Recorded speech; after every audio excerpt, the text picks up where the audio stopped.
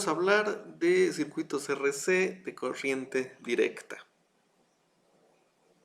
Entonces vamos a empezar por hablar de las reglas de Kirchhoff o leyes de Kirchhoff, dependiendo de quién haga la traducción. Y vamos a empezar por la regla que se refiere a la corriente, también conocida como primera ley de Kirchhoff, o ley o regla de nodos de Kirchhoff. Entonces nos dice que en donde se unen n alambres, en algún nodo donde se unen n alambres, la suma de las corrientes que transportan es 0. En otras palabras, toda la corriente que llega a un nodo sale por algún otro lado y toda la corriente que salga de un nodo está llegando por alguna otra parte. Esto es una combinación de la conservación de la carga neta y del hecho de cargas del mismo signo se repelen, entonces no se acumulan espontáneamente en un conductor. Okay, la otra regla de Kirchhoff, la segunda ley de Kirchhoff, es que la suma de voltajes, si recorremos todo un circuito, va a dar 0. Y esto tiene que ver con la naturaleza del potencial eléctrico, que es una función de la posición y por lo tanto el cambio total al recorrer un circuito cerrado pues tiene que ser 0 porque regresa a la misma posición de la que empezó. Entonces, bueno, aquí son importantes los signos, o sea, básicamente al pasar por una fuente de voltaje tal como una batería, pues el signo se considera contrario al de los demás elementos de circuito que haya en el circuito. En otras palabras, tenemos un caso muy simple, ¿no? Una batería y una serie de resistencias, por decir algo, pues el voltaje total de esas resistencias y el voltaje de la batería son de igual magnitud y signo opuesto. Entonces, un poco como el caso de una corriente de agua, digamos, que circula como resultado de un bombeo, por ejemplo. Entonces una bomba le da un impulso de subida, sería equivalente a la batería o fuente de voltaje, y luego espontáneamente baja de regreso. Por ejemplo, una fuente. Entonces estas tienen varias consecuencias, que básicamente son las reglas que ya conocemos de que en series se suman los voltajes y la corriente es la misma. En paralelo los voltajes son todos iguales y las corrientes se suman. Entonces en series, si escogemos dos puntos cualquiera, pues únicamente unen dos alambres o dos componentes de circuito o un componente de circuito y un alambre. Entonces si aplicamos esto al punto entre dos componentes en series, por ejemplo dos resistencias, pues eso quiere decir que la corriente que sale de uno tiene que ser igual a la que entra al otro. Y esto implica que la corriente pues va a ser la misma en todas partes, ¿no? O sea, no tiene por dónde dividirse o por dónde cambiar entre dos puntos sobre el mismo circuito, porque todo está en series, y por lo tanto la corriente es la misma a lo largo de todo el circuito. Por otra parte, como un poquito ya dijimos, entonces si todos suman 0, pues esto quiere decir que todos los voltajes suman 0, esto quiere decir que los voltajes en serie se suman. Porque si sustituimos, por ejemplo, varias resistencias por una sola resistencia equivalente, pues el voltaje sigue teniendo que sumar 0. Entonces, para que eso se cumpla, pues tiene que ser el voltaje de esta resistencia equivalente el mismo. Y como podríamos sustituir cualquier conjunto o subconjunto de resistencias al menos de circuito por uno equivalente, pues esto solo es posible si es una suma aritmética. Es decir, todos los elementos tienen un voltaje total que es la suma de sus voltajes individuales. En paralelo, también, bueno, las corrientes tienen que sumar 0 en un nodo, en el nodo donde se separan los circuitos en paralelo, por ejemplo. Eso quiere decir que la corriente que llega a donde se separan los circuitos en paralelo, pues tiene que ser igual a la suma aritmética de las corrientes de cada uno de los circuitos en paralelo. Entonces, de ahí viene esta regla de que en paralelo las corrientes se suman. En cambio, los voltajes, ya que tienen que sumar 0 siempre, y eso tiene que ser independiente de la ruta que recorramos. Si pensamos que cada elemento en paralelo es una ruta posible, pues todas esas rutas tienen que sumar 0.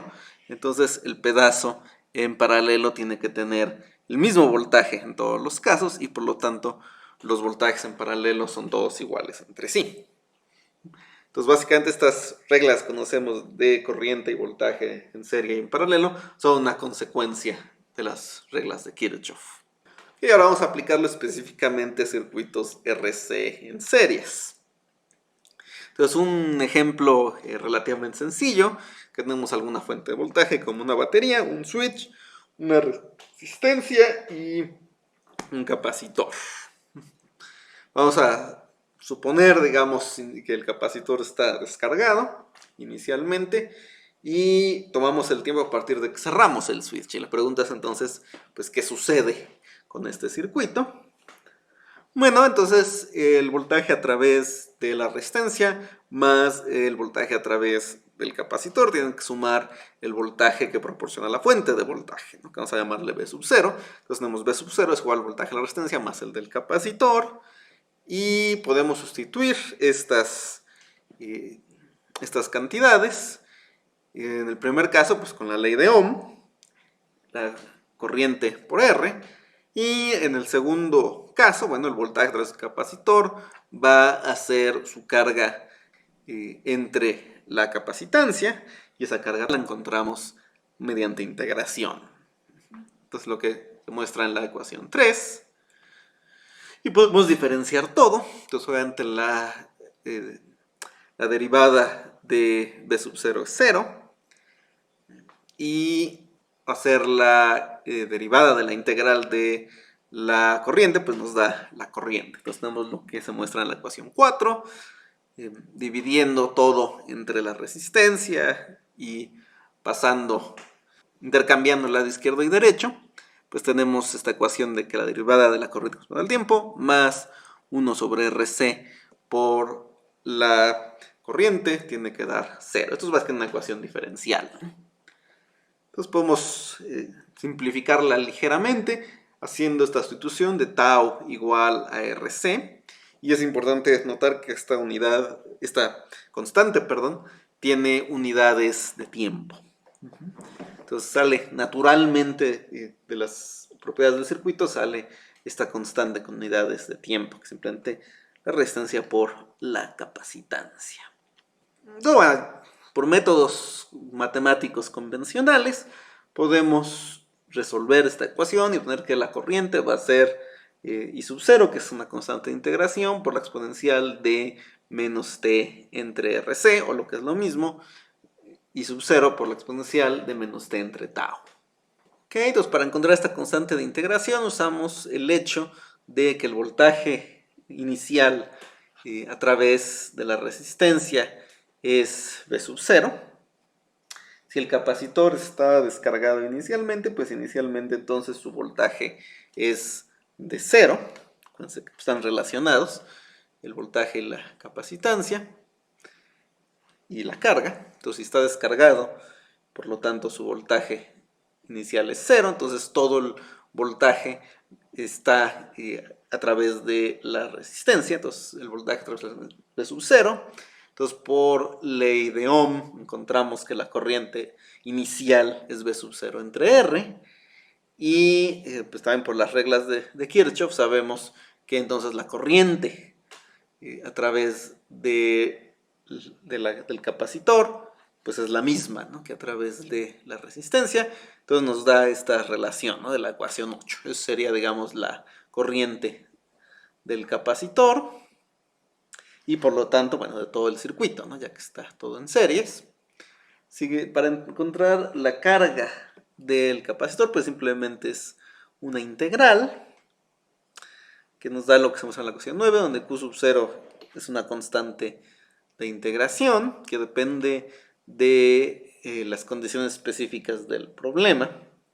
O sea, sabemos que cuando t tiende a infinito, pues lo único que nos queda es Q sub 0, entonces digamos es la carga a tiempos infinitos. y podemos encontrarla mediante las condiciones iniciales. Entonces, si el capacitor está inicialmente descargado, como dijimos, entonces en t igual a 0, la carga tiene que ser 0, y esto pues, nos impone la solución que se muestra en la ecuación 10. Entonces sería, digamos, cómo evolucionaría la carga en un circuito como este si el capacitor está inicialmente descargado. Y también podemos considerar el caso contrario, que tenemos un capacitor que está cargado, que tiene un voltaje inicial, vamos a llamar V sub I, está en series con la estancia de un switch, cerramos el switch en t igual a 0, entonces pues empieza a fluir la corriente. Entonces tenemos pues del mismo modo, esencialmente, que la corriente es esta V inicial entre R proporcional menos T entre tau. O sea, el voltaje a través de la resistencia tiene que ser de la misma magnitud que a través de el capacitor, debido a las reglas de Kirchhoff, o sea, para que el voltaje sume 0 a lo largo de todo el circuito. Entonces pues tenemos que la corriente es de la misma forma, decae exponencialmente con la misma constante de tiempo. Así integramos, y ya que requerimos que a largos tiempos el capacitor se descargue por completo, tenemos esta relación, ¿no? Entonces la carga del capacitor evoluciona también decayendo exponencialmente. Entonces un capacitor se carga y se descarga exponencialmente, y los tiempos característicos, este tiempo tau, pues depende de su capacitancia y de la resistencia. Entonces podemos jugar, por ejemplo, con tener múltiples capacitores en paralelo, todos cargándose con el mismo voltaje, por ejemplo de una batería o algún tipo de fuente de poder.